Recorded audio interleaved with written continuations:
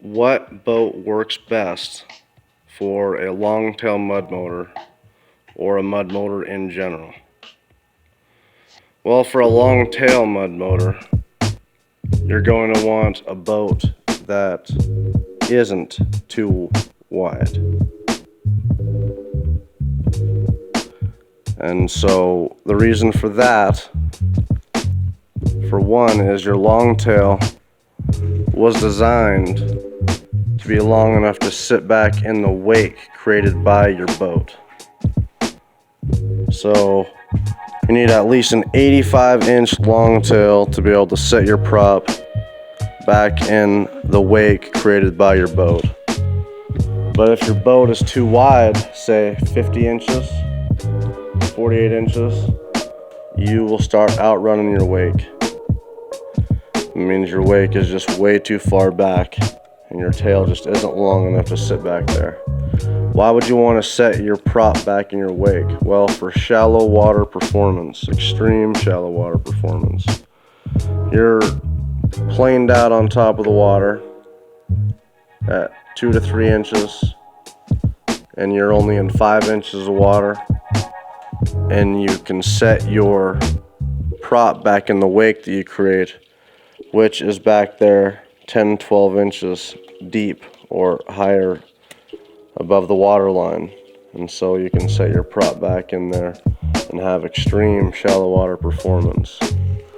Also, the narrower the boat, the easier it is to push.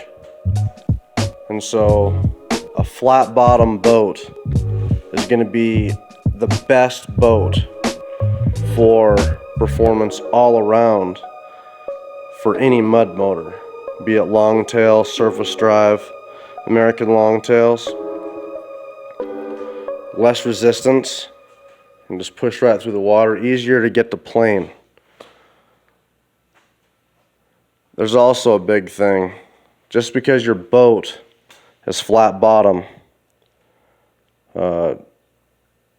doesn't mean it's going to be the best if the front of it isn't flat. So right here you got the V that transitions to a flat bottom. Right there it's completely flat bottom. So that John boat is going to get through the water easier. I can get this 16-foot Coleman Skidoo Ram X to 15 miles an hour tops.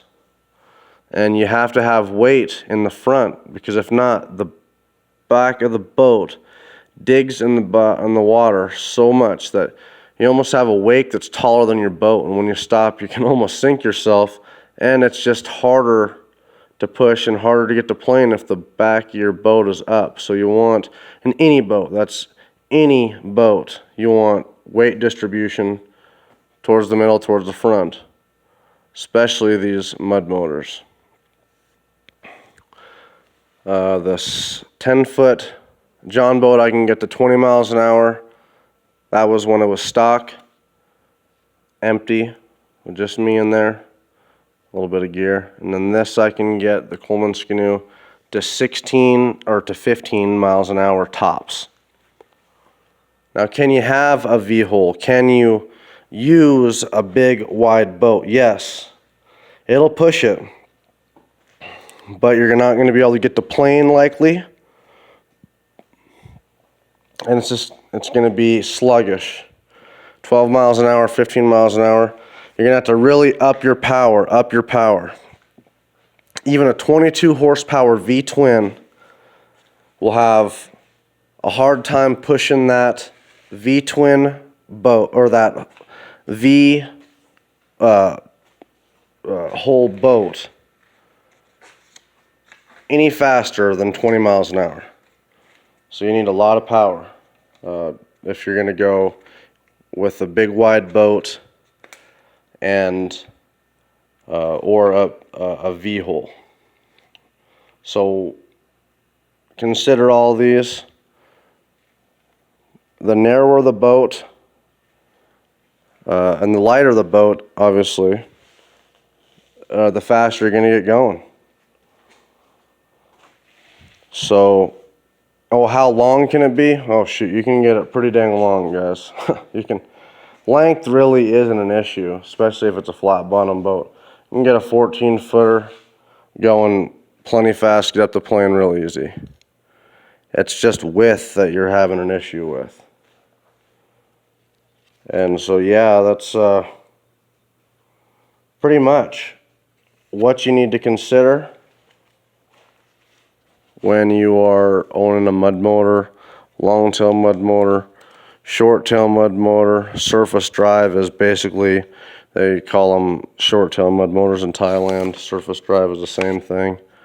American longtails, make sure that you have the right boat for the right application.